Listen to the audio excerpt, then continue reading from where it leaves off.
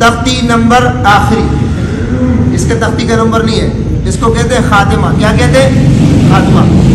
یعنی اس کے اندر وہ چیزیں انہوں نے ڈالی ہیں جو پیچھے قاعدے کے اندر تو وہ کلمات نہیں ہے، لیکن قرآن کریم میں وہ کلمات آئیں گے، قرآن کریم میں وہ کلمات آئیں گے. تو خاتمہ میں وہ کلمات انہوں نے جمع کیے. سب سے پہلے آپ دیکھیں جزاءً، اس کے ہجے بھی آسان ہے، پیچھے گزر چکے ہیں. ملائکہ، اس کے بھی انا اعطینا. یہاں پر اس چیز کا خیال کرنا کہ اس تختی میں انا اعطینا جو لکھا ہے یہ درست نہیں ہے، انا اعطینا کا درست ہے، انا اعطینا کا. بات سمجھ میں آ رہی ہے کہ نہیں آ رہی؟ کیوں؟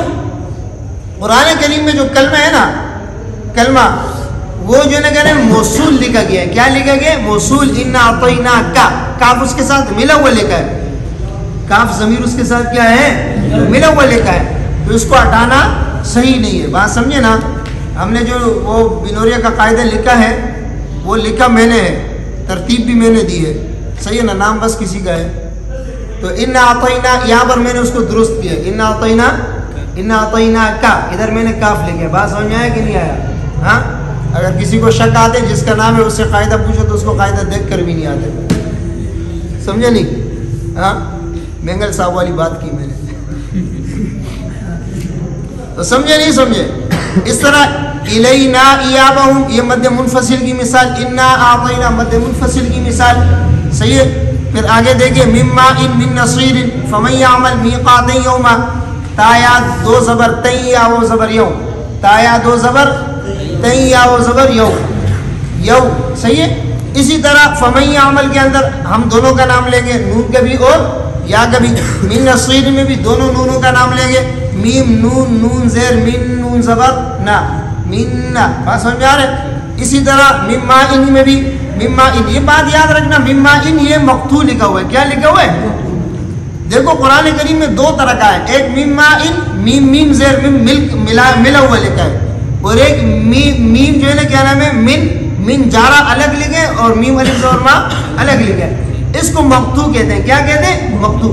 جہاں پر من جارا کی جگہ صرف میم اور میم لکھا ہے نا، ملا ہوا لکھا ہے، اس کو موصول کہتے ہیں. اس کو کیا کہتے ہیں؟ موصول. قرآن کریم میں جہاں جو کلمہ موصول لکھے اسی طرح موصول لکھا جائے گا. رسم الخط میں اس طرح ہے، اس کو مقطوع لکھنا جائز نہیں ہے.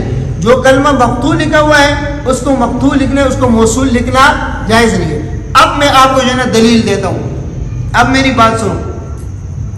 مما ان میں جہاں پر من جارا کو نون نہیں لکھے، نون نہیں لکھے، تو وہاں پر ہم نون کا نام نہیں لیتے. رسم الخط میں نون نہیں ہے. جہاں پر رسم الخط میں نون نہیں لکھا ہے ہم اس میں ہجو میں نون کا نام لیتے ہیں. اگر آپ یہاں پر نون کا نام نہیں لیں گے تو مقطوع موصول میں کیا فرق آپ کو معلوم ہوگا؟ مقطوع موصول میں، جب مقطوع موصول میں آپ کو فرق معلوم نہیں ہوگا تو رسم الخط کی حفاظت نہیں رہے گی. رسم الخط کی حفاظت نہیں رہے گی.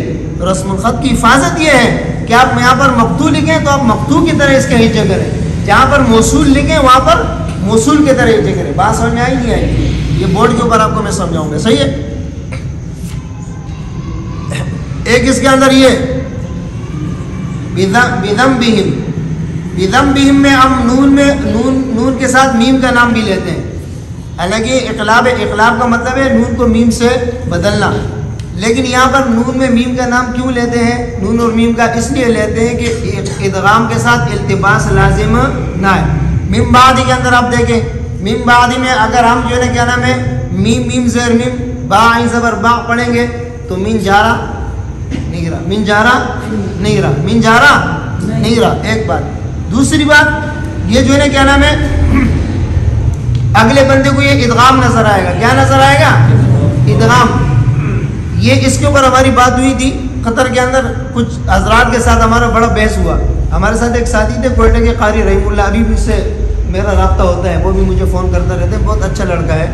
نابینا تھا. نابینا ایسے تھا کہ انسان کا جو ہے نا کیا نام ہے وہ حلیت تو دیکھ سکتا تھا، پہچان نہیں سکتا تھا. قرآن کریم کے الفاظ اس کو نظر نہیں آتے تھے، قرآن اس کو بڑا مضبوط یاد تھا. تو ہمارا جب بیس چلا نا کافی، تو میں نے کہا کہ اس میں ادغام کے التباس لازم آئے گا تو کیسے لازم آئے گا؟ اللہ نے میرے ذہن میں اس وقت بات ڈالی. قاری صاحب کو میں نے بولا، میں نے کہا یار میم بعدی کا آپ جو ہے نا کیا نام ہے آپ ہجے کرو. تو قاری صاحب نے میم بعدی کے ہجے کی. میں نے کہا کہ یہ کیا ہے؟ اس نے کہ یہاں پر ادغام ہوا ہے. کیا کہا یہاں پر؟ میں نے کہا بس مجھے جواب مل گیا. میں نے کہا نا دیکھو یہ نابینا ہے، ہم نے ہجے اس کے اس طرح کی ہے، ہم نے ہجے اس کے اس طرح کی اور ہم نے من بعد اس کو بند کر کے پڑھا، تو یہ اس بیچارے کو کیا محسوس ہوا کہ کیا ہے؟ ادغام کیا ہے؟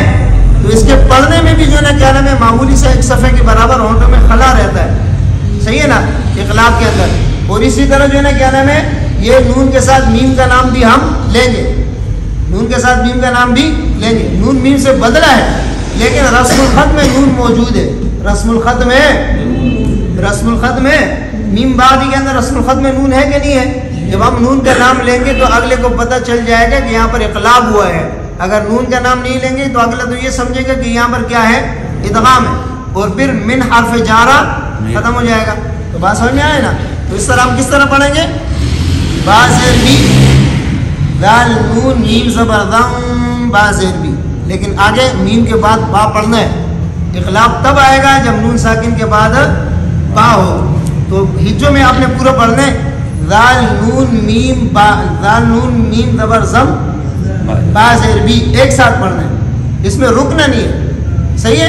میم بعدی میم نون میم زیر میم با عین زبر با، میم نون میم زیر میم با عین زبر با، سمجھے نا؟ ایسے نہیں میم نون زیر میم نون میم زیر میم با عین زبر، ایسے نہیں، ایک سانس میں پڑھنا. کیا پڑھنا ہے؟ اب سمجھ میں آیا؟ اس کے آخر میں کلمہ ہے مما اللہم. اکثر لوگ اس کو ملا کر پڑھتے ہیں، مما الگ ہے اور اللہم الگ ہے. سمجھے نہیں سمجھے؟ ہاں یہ مما یہ بھی جو کیا ہے یہ بھی موصول ہے. کیا ہے؟ یہ مقطوع نہیں ہے، موصول ہے. موصول کا مطلب یہ ہے اس کے اندر نون نہیں لکھا گیا، اس کے اندر نون میم کے ساتھ ملا ہوا ہے، اس کو موصول کہتے ہیں. اگر میم کے ساتھ نہیں ملتا، من الگ ہوتا اور نون میم الگ ہوتا، میم نون سے مین الگ ہوتا اور میم الگ ہوتا، تو اس وقت اس کو کیا کہتے ہیں ہم؟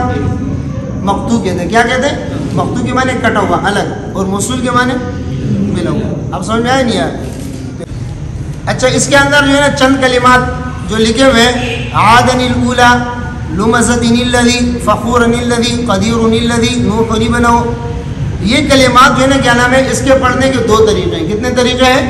ایک تو جو لکھا ہوا ہے نا عادن الاولا، ایک تو اسی طرح ہم اس کو پڑھیں عین الف زبر آ دال زبر دا عادا نون لام زیر نیل عادا نیل جس طرح لکھا ہوا ہے. فخورا فخورا نیل اس طرح لکھا ہوا ہے. دوسرا یہ ہے کہ اس کو ہم جو ہے نا الگ الگ پڑھیں عین الف زبر آ دال دو زبر دن عادن وقفن عادا حمزہ لام زبر ال حمزہ و پیشو الو. اب سمجھ میں آئے نا؟ الاولا الاولا. اسی طرح لمزتن وقفن لمزہ الذی، فخورا وقفن فخورا الذی، قدیر وقفن قدیر الذی، نوح وقفن نوح ابنا. یہ میں آپ کو بورڈ پہ سمجھاتا ہوں، صحیح ہے؟ نہیں ہے تو ہمارا قاعدہ اللہ کے فضل و کرم سے مکمل ہوا. اب بورڈ کے اوپر کچھ چیزیں آپ کو سمجھاتا ہوں.